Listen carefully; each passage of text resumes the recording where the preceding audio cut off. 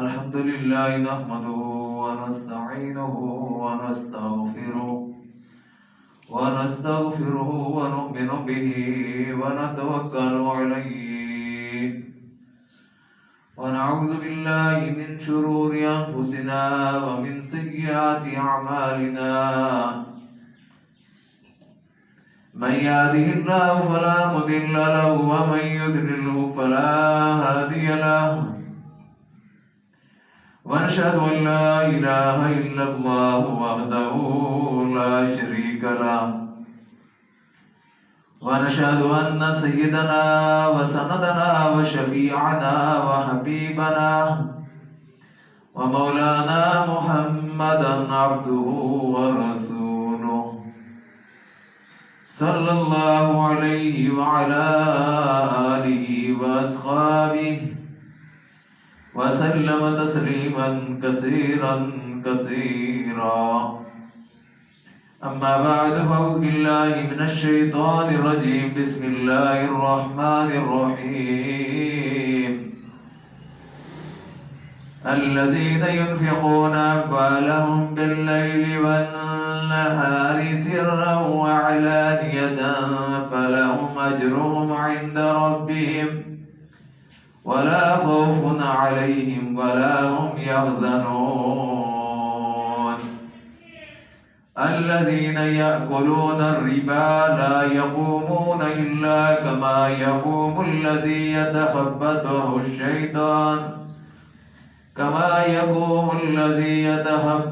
الشيطان من المس ذلك بأنهم قالوا إنما البيع مثل الربا وأحل الله البيع وحرم الربا فمن جاءه موعظة من ربه فانتهى فله ما سلف وأمره إلى الله ومن عاد فأولئك أصحاب النار هم فيها خالدون. حضرات گرامی السلام علیکم ورحمۃ اللہ وبرکاتہ. میں نے آپ کے سامنے سورہ بقرہ کی 2 آیات تلاوت کی ہیں. اللہ نے اس میں فرمایا ہے کہ جو لوگ اپنے مال شب و روز دن رات کھلے عام اور چھپے خرچ کرتے ہیں ان کا اجر ان کے رب کے پاس ہے اور ان کے لیے کسی خوف اور رنج کا مقام نہیں ہے. مگر جو لوگ سود کھاتے ہیں ان کا حال اس شخص کا ایسا ہوتا ہے جسے شیطان نے چھو کر بولا کر دیا ہو. اور اس حالت میں ان کے مبتلا ہونے کی وجہ یہ ہے کہ وہ کہتے ہیں تجارت بھی تو آخر سود ہی جیسی چیز ہے، حالانکہ اللہ نے تجارت کو حلال کیا ہے اور سود کو حرام. لہذا جس شخص کو اس کے رب کی طرف سے یہ نصیحت پہنچے اور آئندہ کے لیے وہ سود خوری سے باز آ جائے تو جو کچھ وہ پہلے کھا چکا اس کا معاملہ اللہ کے حوالے ہے. اور اس کے حکم کے بعد جو کوئی اس حکم کے بعد پھر اسی حرکت کا اعادہ کرے، پھر سود لے دے کھائے یا اس پر گواہ بنے، تو ایسے آدمیوں کے لیے سزا یہ ہے کہ فَأُولَئِكَ أَصْحَابُ النَّارِ، وہ جہنمی ہے اور جہاں وہ ہمیشہ رہیں گے. ہمیشہ رہے گا وہ آدمی جو ایسا کاروبار کرے گا یا سود میں شراکت کرے گا. اللہ تعالیٰ نے قرآن مجید میں واضح طور پر اپنے احکامات بیان فرما دیے ہیں، حرام حلال کی حدود و قیود بیان فرما دی ہیں. نبی کریم صلی اللہ علیہ وسلم نے اپنی حدیث میں ان کی وضاحت مزید کر دی ہے. اس کے علاوہ آپ صلی اللہ علیہ وسلم نے جب خود آپ صلی اللہ علیہ وسلم حکمران تھے، مدینہ کی اسلامی ریاست تھی، اس وقت آپ صلی اللہ علیہ وسلم نے وہ سارے کام کر کے دکھا دیے ہیں جو مسلمانوں کو کرنے چاہیے. سب سے پہلے آپ صلی اللہ علیہ وسلم نے سود کو ختم کیا تھا.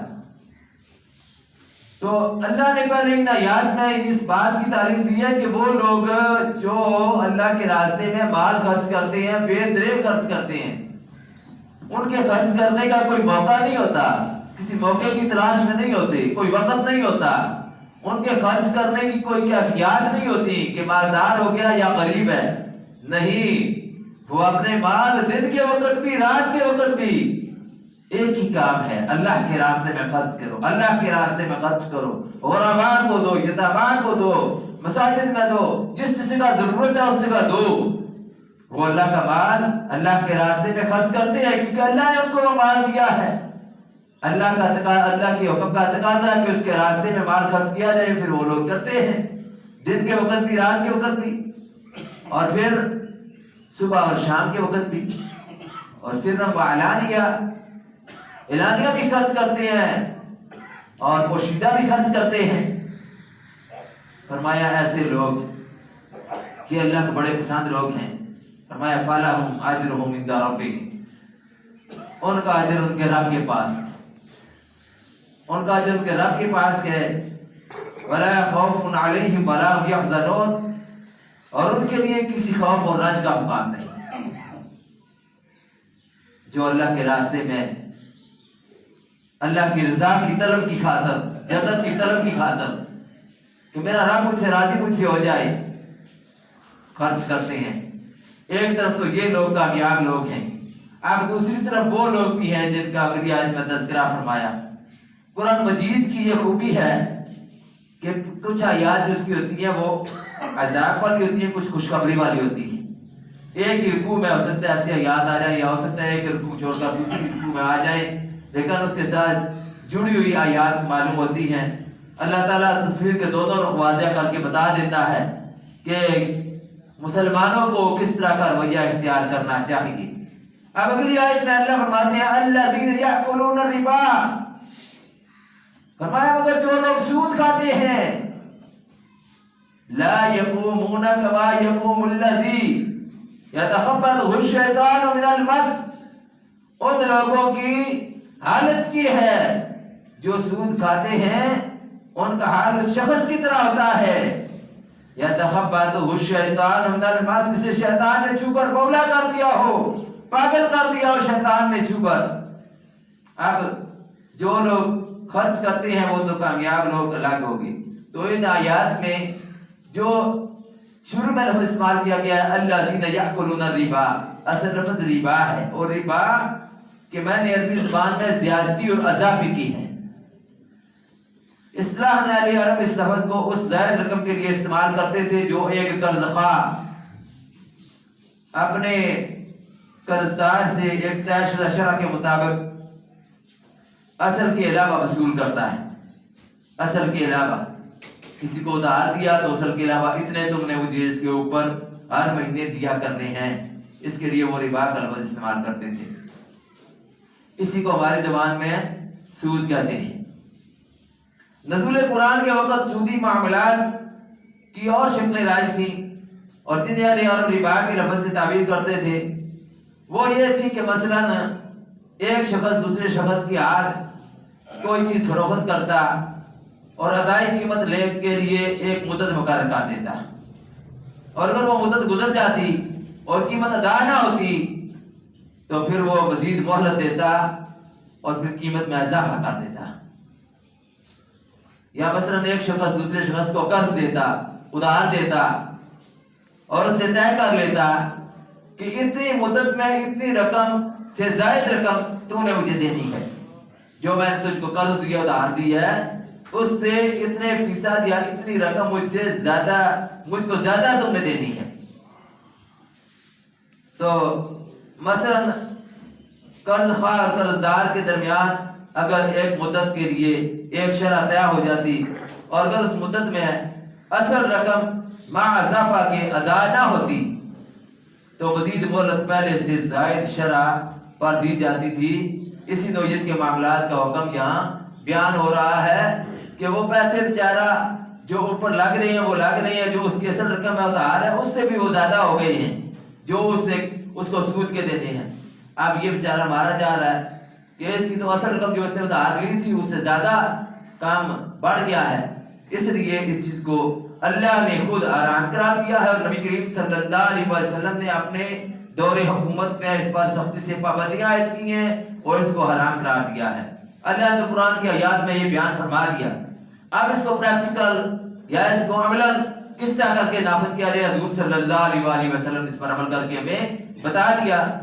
اہل عرب کے لوگ جو اس کے یہاں پر لفظ استعمال ہوا ہے کہ الذین یأکلون الربا لا یقومون الا کما یقوم الذی یتخبطہ الشیطان من المس، کہ جس آدمی نے جو آدمی سود کھاتا ہے اس کا حال اس شخص کی طرح ہے جو جس کو شیطان نے چھو کر بولا کر دیا ہو۔ پاگل کے لیے، مجنون کے لیے ایک دوسرا لفظ بھی اہل عرب استعمال کرتے تھے جن کی آسیب زدہ کے لیے زیادہ تر وہ استعمال ہوتا تھا، مجنون۔ تو جب کسی شخص کے متعلق یہ کہنا ہوتا تھا کہ وہ پاگل ہو گیا ہے تو یوں کہتے تھے اسے جن لگ گیا ہے۔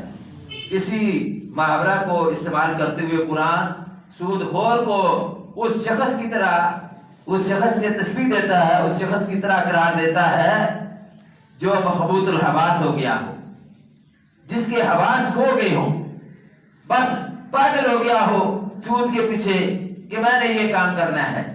ایک کام نہیں پھر وہ کئی کام کھولتا ہے، یعنی جس طرح وہ شخص عقل سے خارج ہو کر غیر معتدل رویہ، غیر معتدل اور غیر مہذب رویہ اور طریقہ اختیار کرتا ہے، غیر معتدل حرکات کرنے لگتا ہے، اسی طرح سود خور بھی پے در پہ ایسی حرکات کرنی شروع کر دیتا ہے اور روپے پیسے کے پیچھے دیوانہ ہو جاتا ہے، پاگل ہو جاتا ہے۔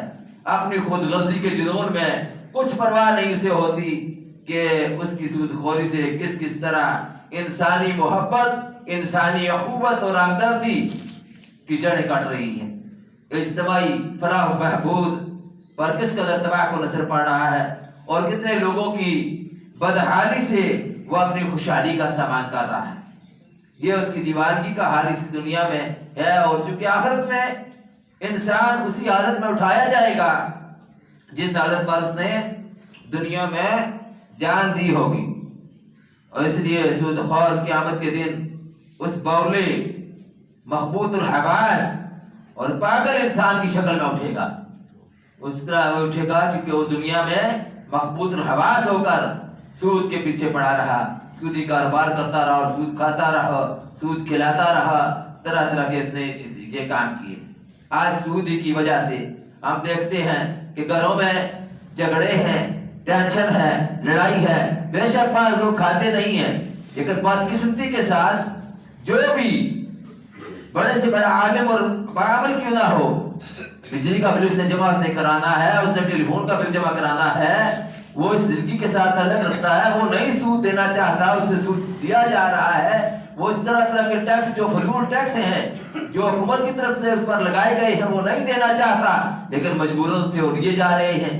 تو اس طرح کر کے گھروں میں ٹینشن ہے، پریشانیاں ہیں، جو میاں بیوی کا رشتہ آپس میں محبت کا رشتہ ہے وہ بھی آپس میں ایک سے لڑتے ہیں، بچے جو نافرمان ہیں وہ قابو نہیں آتے، بات نہیں سنتے، اور اسی طرح کر کے بہنوں بھائیوں کے اندر وہ محبت نہیں ہے۔ بعض لوگ تو کہتے ہیں جی آرام میں بڑا مزہ ہے، پھر لوگوں کی بڑی عجیب کیفیت ہے، بڑی عجیب حالت ہے۔ یہی لوگ کہتے ہیں سود حرام ہے، اگر آپ سے پوچھو صاحب کہیں گے سود حرام ہے، سب کہتے ہیں سود حرام ہے۔ سور کا گوشت اللہ نے حرام قرار دیا ہے، وہ اس کو حرام سمجھتے ہیں۔ شراب حرام اللہ نے قرار دی ہے، حرام کی گئی ہے، اس کو لوگ حرام سمجھتے ہیں کہ حرام ہے۔ شراب بھی نہیں پیتے، سور کا گوشت بھی نہیں کھاتے، لیکن سود بڑے شوق سے کھاتے ہیں، سود بڑے شوق سے کھاتے ہیں۔ وہ ایک کسی نے لکھی ہوئی تھی بات، بڑی اچھی بات ہے کہ چائنا کے ایک آدمی تھا، وہ کوئی کاروبار کر رہا تھا، تو اس کو کسی نے کہا کہ اپنے غلط قسم کے کاغذات پر اس نے کہا کہ ان کو درست کر دیں، ان پر کاغذات پر وہ لگا، اس نے کہا کہ جو تم کماؤ گے پھر وہ تمہارا حلال نہیں ہوگا۔ اس نے کہا ہمارے ساتھ آؤ، ہمارا کھانا کھاؤ۔ اس نے کہا نہیں، یہ کھانا آپ کے نزدیک تو حلال ہے، ہمارے نزدیک حرام ہے۔ اس نے کہا روزی جو تم کما کر کھاؤ گے وہ تمہارے نزدیک حلال ہوگی، وہ بھی تو حرام ہے۔ ناجائز طریقوں کے ساتھ کمائی کرنا، اس کو حلال سمجھنا کہ ہم نے حلال کمائی کی ہے، یہ بالکل ناجائز ہے، بالکل غلط بات ہے۔ لوگوں کو بات معلوم بھی ہے سود کے متعلق اتنا کچھ بیان اللہ نے قرآن میں بھی کیا ہے، نبی کریم صلی اللہ علیہ وسلم نے حدیث میں بھی کیا ہے، اور یہ غلطی بات علماء کی بھی ہے کہ وہ بیان نہیں کرتے، لیکن لوگوں کو خود بھی تو اس مسئلے کے متعلق معلومات لینی چاہیے، پتہ کرنا چاہیے کہ اس کی کیا کیا شکلیں ہیں جو اس معاشرے کو تباہ کرنے پر تلی ہوئی ہیں۔ بے شمار شکلوں کی صورت میں سود جو ہے معاشرے کے اندر موجود ہے۔ پرافٹ کہتے ہیں اس کو بینک والے، پرافٹ یعنی منافع، یہ پرافٹ نہیں ہے، نام اس کا انہوں نے اس طرح رکھ دیا ہے۔ جو بھی چیز حرام ہے یا جو بھی چیز غلط ہے شریعت میں ناجائز کا، اس کا لوگوں نے نام ایسے کہ اٹریکشن والا رکھ دیا ہے کہ اس کو سن کر لوگ کہیں کہ یہ تو چیز ہے ہی، اور یہ سود تو نہیں ہے، یہ تو پرافٹ ہے، اور پھر کہتے ہیں جی وہ کوئی بات نہیں جی، بینک والے کہہ رہے ہیں کوئی بات نہیں، کوئی نہیں گناہ ہوگا، وہ تو کہیں گے کوئی نہیں گناہ ہوگا، ان کا کاروبار ہے، انہوں نے تو اپنا کام چلانا ہے، لیکن اللہ اور اس کے رسول صلی اللہ علیہ وسلم کے ساتھ اعلان جنگ ہے۔ اللہ اور رسول کے صلی اللہ علیہ وسلم نے اعلان جنگ کیا ایسے لوگوں کے خلاف جو سود خور ہیں، جو سودی کاروبار میں ملوث ہیں، یا سود کرتے ہیں یا سود کھاتے ہیں، کاروبار جو کرتے ہیں سودی وہ سارے اس کام میں ملوث ہیں۔ تو اللہ اور رسول کا اعلان جنگ ہے اس کے خلاف۔ پھر آپ اس بات کو دیکھیں کہ لوگوں کے کتنے لوگ سادہ ہیں، اس کام پر آ کر سادہ بن جاتے ہیں، سادہ ہے نہیں ہے بیچارے لیکن بن جاتے ہیں جان بوجھ کر۔ اب 10 ہاتھ میں پکڑی ہوئی ہے، ایک عورت بینک میں گئی ہے، ساتھ اس کا بیٹا ہے، اور بڑی دین کی باتیں بھی وہ کرتی ہے، ہمارے گاؤں کی نہ ہو، بھائی کی ہو، جدھر کی بھی ہو، میں معاشرے کی بات کر رہا ہوں۔ جب میں بات کرتا ہوں میں عام معاشرے کی بات کرتا ہوں، عام معاشرے کس طرف جا رہا ہے، میں خود میں دیکھ رہا ہوں کہ وہ بینک میں گئی ہے، 10 ہاتھ میں پکڑی ہوئی ہے، بیٹا بھی ساتھ ہے، کہتے ہیں 5 لاکھ پر کتنا لگے گا، 5 لاکھ پر کتنا سود لگے گا۔ اس معاشرے نے، سودی معاشرے نے لوگوں کو آرام کھانے پر لگایا ہے، اور لوگ آرام خور پیدا ہو رہے ہیں۔ وہ محنت اور مشقت نہیں کرتے، پیسہ پاس ہے، اتنا پیسہ پاس ہو تو آدمی کوئی کاروبار کرتا ہے، تجارت کرتا ہے، کسی طرف پیسے کو لگاتا ہے، پیسہ اتنا پاس ہے، لیکن کیا ہے کہ مہینے کے مہینے جو پیسے آ جائیں گے، گھر کے اخراجات پورے ہوں گے، ہم آرام کے ساتھ کھائیں پیئیں گے اور سو جایا کریں گے، کوئی کام نہیں کیا کریں گے، محنت نہیں کیا کریں گے، مشقت نہیں اٹھایا کریں گے۔ لوگوں کی کیفیت اس طرح کی ہے، بے شمار لوگ ہیں، حاجی صاحب ہیں، نمازی ہیں، قاضی صاحب ہوں گے، مولوی صاحب بھی ہوں گے ان کاموں میں ملوث، لیکن وہ کیا ہے، کھا رہے ہیں، وہ اس کو جائز سمجھ رہے ہیں۔ جس کام کے متعلق اللہ کے نبی صلی اللہ علیہ وآلہ وسلم نے فرما دیا کہ سود کے 70 درجے ہیں، اور سب سے کم درجہ یہ ہے کہ آدمی اپنی سگی ماں کے ساتھ زنا کرے، بدکاری کرے۔ جو سود کا سب سے کم درجہ کھاتا ہے، اللہ کے نبی صلی اللہ علیہ وآلہ وسلم نے فرمایا ہے، ابن ماجہ کی حدیث ہے، وہ اس طرح اپنی ماں کے ساتھ زنا اور بدکاری کرے۔ یہ گناہ ہے بدکاری کرنا، لیکن وہ ثواب ہے سود کھانا۔ پھر سود جو ہے، ٹھیک ہے سور کا گوشت حرام ہے، لیکن سود کے 100ویں حصے کو بھی وہ حرام نہیں ہے، سود کے 100ویں حصے پر بھی وہ حرام نہیں ہے، وہ مجبوری کے تحت کھایا بھی جا سکتا ہے، اپنی جان بچانے کے لیے اتنا کھایا جا سکتا ہے جتنا شریعت نے اجازت دی ہے، فَمَنِ اضْطُرَّ غَيْرَ بَاغٍ وَلَا عَادٍ فَلَا إِثْمَ عَلَيْهِ۔ اسی طرح کر کے شراب ہے، وہ بھی سود جو کھانے کا گناہ ہے، اس کے 100ویں حصے پر بھی نہیں ہے۔ سب سے بڑا گناہ جس کا اللہ نے قرآن میں فرمایا فَإِن لَمْ تَفْعَلُوا فَأْذَنُوا بِحَرْبٍ مِّنَ اللَّهِ وَرَسُولِهِ، کہ اگر تم اس کام سے باز نہیں آؤ گے، سودی کام سے، تو اللہ اور اس کے رسول کا تمہارے خلاف اعلان جنگ ہے۔ حکومت اپنے دفاعی بجٹ میں سب سے زیادہ بجٹ رکھتی ہے، دفاعی بجٹ کے لیے سب سے زیادہ رقم مقرر کرتی ہے کہ اتنا بجٹ دفاعی ہے، جنگ وغیرہ ہو جائے تو اس وقت یہ سارا دفاعی بجٹ استعمال ہو سکے۔ لیکن جب اللہ اور اس کے رسول کا اعلان جنگ ہو جائے پھر دفاعی بجٹ تمہارا کس کام آئے؟ پھر تو سیلاب آئیں گے، پھر تو زلزلے آئیں گے، پھر تو مصیبتیں اور پریشانیاں آئیں گی، پھر کرونا بھی آئے گا، پھر ڈینگی وائرس بھی آئے گا۔ یہ سب کچھ کیوں آئے گا؟ یہ اللہ کی عذاب کی مختلف شکلیں ہیں، اور حضور صلی اللہ علیہ وسلم کے حدیث کا بھی مفہوم ہے کہ جب اللہ تعالیٰ کسی قوم پر، جب کوئی قوم گناہ میں اس قدر بڑھ جاتی ہے تو اللہ تعالیٰ پھر طرح طرح کی بیماریوں جن کا پہلے ذکر نہیں ہوتا، پہلے موجود نہیں ہوتی، نئی نئی بیماریاں اللہ تعالیٰ اس قوم میں ایجاد کر دیتے ہیں۔ پھر حضور صلی اللہ علیہ وسلم نے فرمایا کہ سود اور زناکاری جس قوم میں یا جس بستی میں اس قوم میں عام ہو جائے، اللہ تعالیٰ کا اس بستی پر عذاب حلال ہو جاتا ہے، وہ بستی اللہ کے عذاب کی مستحق ہو جاتی ہے۔ آپ خود سوچیں یہ بدکاریاں، یہ بے حیائیاں، یہ سود خوریاں کس حد تک اس معاشرے کو لے کر چلی گئی. معاشرہ کس حد تک بگڑ چکا ہے. لوگ ان کاموں میں لذت محسوس کرتے ہیں. بدکاری اور بے حیائی میں لوگوں کو لذت محسوس ہوتی ہے. لوگوں کو سود خوری میں لذت محسوس ہوتی ہے. نیک بنے ہوئے ہیں، پرہیزگار بنے ہوئے ہیں، لیکن کھوکھلے نیک اور پرہیزگار، اوپر سے اور اندر سے اور. آرام کھانے والے کا نہ حج ہوگا، سود کاروبار کر لیں، سود کو کھا لیں. نہ حج قبول ہے، نہ روزہ قبول ہے، نہ نماز قبول ہے، نہ کوئی اور عبادت قبول ہے. اس کا کچھ بھی قبول نہیں ہے. اس کا اللہ کے راستے میں مار دیا وہ بھی قبول نہیں ہے. حضرت عبداللہ ابن عمر رضی اللہ تعالیٰ کا قول ہے کہ حرام خور آدمی اگر نمازیں پڑھ پڑھ کر کبڑا ہو جائے، روزے رکھ رکھ کر بال کی طرح باریک ہو جائے، اس کا اللہ کے راستے میں یہ بالکل قبول نہیں. روزی حلال ضروری ہے.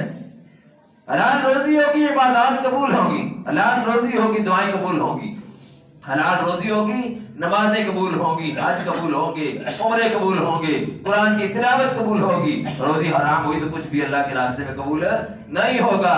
فرمایا کہ اس آدمی کی کیفیت بالکل ایسی ہے جو آدمی سود کھاتے ہیں. جو لوگ ان کی کیفیت اس طرح کی ہے کہ جس طرح کسی آدمی کو شیطان نے چھو کر بولا کر دیا ہو. فرمایا ذالکا، یہ کیوں اس طرح یہ بولے کیوں ہو جاتے ہیں، یہ پاگل کیوں ہو جاتے ہیں، مخبوط الآواز کیوں ہو جاتے ہیں.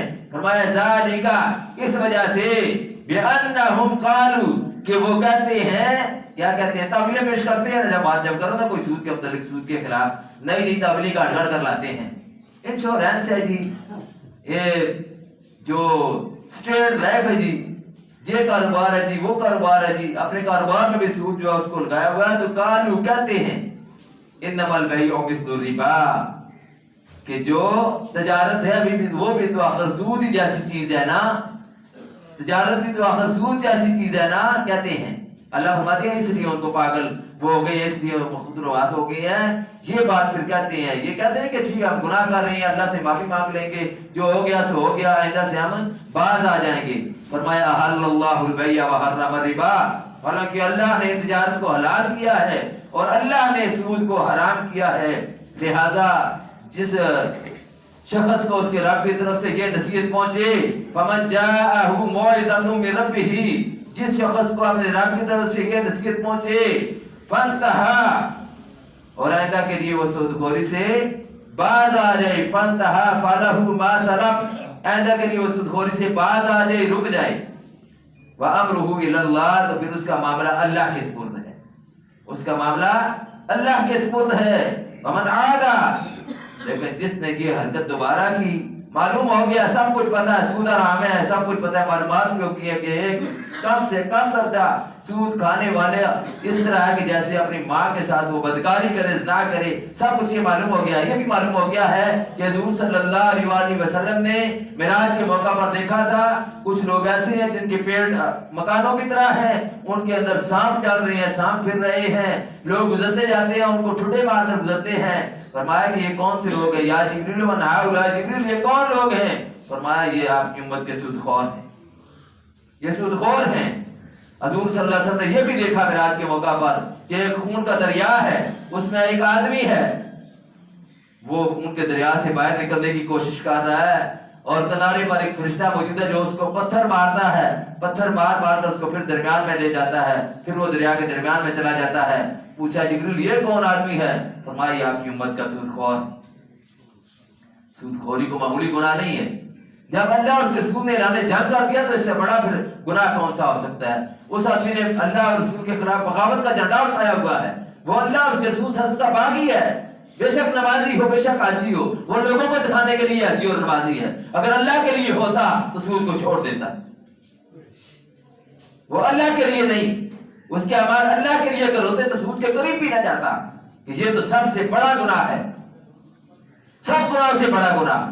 کسی گناہ پر اللہ نے نہیں فرمایا فَإِن لَمْ تَفْعَلُوا فَأْذَنُوا بِحَرْبٍ مِّنَ اللَّهِ وَرَسُولِهِ، کہ اللہ اور اس کے رسول کا تمہارے خلاف، جو سود خور ہیں، سود خورو سن لو، تمہارے خلاف اللہ اور اس کے رسول کا اعلان جنگ. جو لکھتے ہیں وہ بھی گناہ میں برابر کے شریک ہیں. یہ بینکوں کی نوکریاں لوگ کہتے ہیں، اپنے حلال روزگار پر نظر رکھنی چاہیے. کیا یہ جائز ہے سب کچھ؟ اگر سود لینا جائز ہے، سود دینا جائز ہے، حضور صلی اللہ علیہ وسلم نے فرمایا ہے کہ اللہ نے لعنت فرمائی ہے سود دینے والے پر، لینے والے پر، لکھنے والے پر، گواہوں پر، کاروبار میں شراکت کرنے والوں پر، سب لوگوں پر لعنت نبی کریم صلی اللہ علیہ وسلم نے فرمائی ہے۔ تو اعمال کیسے قبول ہوں گے؟ اس لیے فرمایا ومن عادا، جو معلوم ہونے کے بعد پھر اس طرف آیا۔ وہ ایک صدر تھا ہمارے ملک کا، اس نے کہا جی علماء بیٹھ کر نا کوئی اتحاد کریں سود کو جائز قرار دینے کے لیے کہ جو قرضہ پر سود ہے وہ جائز ہو جائے۔ علماء کیسے اتحاد کریں؟ اللہ نے حرام قرار دیا ہے، علماء کیا کر سکتے ہیں؟ نبی بھی اللہ کی حرام کی ہوئی چیز کو حلال نہیں کر سکتا، تو مولوی کیسے اللہ کی حرام کی ہوئی چیز کو حلال کریں گے؟ اب اس ملک کے جو صدر ہے اس کی یہ کیفیت ہے، یاد اس نے قرآن پڑھا ہوتا، یہ آیات پڑھی ہوتی تو اس کو معلوم ہوتا کہ یہ تو اللہ اور اس کے رسول کا اعلان جنگ ہے۔ قل ہو اللہ احد نہیں آتی، سورہ فاتحہ نہیں آتی، ملک کے اوپر ہم نے قرآن بنا کر بٹھایا ہوا۔ دین کا کام، دین کی بات کرنے کے لیے اب وہ لوگ کہتے ہیں جی کہ اس کا اور اتحاد ہونا چاہیے اور موجودہ حالات کے مطابق سود کو جائز قرار دینا چاہیے۔ حالانکہ جاپان کافر ملک ہے، جرمنی بھی کافر کا ہے، لیکن انہوں نے سود کو بند کیا ہوا ہے، سود کو ختم کیا ہوا ہے، ان پر کوئی نہیں قیامت آئی۔ بے شمار ممالک ہے دنیا میں جو سود پر کاروبار نہیں کرتے، سود پر قرضے بھی لیتے دیتے نہیں ہیں، نہ سود میں شراکت کرتے ہیں، ہر طرح کا سود بند ہے، لیکن وہ جی رہے ہیں، زندہ ہیں، بلکہ اللہ کی خیر و برکت نازل ہوتی ہے، اللہ کی رحمتیں نازل ہوتی ہیں، اللہ کی مدد اور نصرت سامنے حال ہوتی ہے، جس جگہ پر اللہ کے حکموں کی تعمیل ہوتی ہے، اللہ کے ساتھ بغاوت کا رویہ ختم کیا جاتا ہے۔ اللہ سے دعا اللہ ہمیں عمل کی توفیق نصیب فرمائے۔ وآخر دعوانا الحمدللہ رب العالمین۔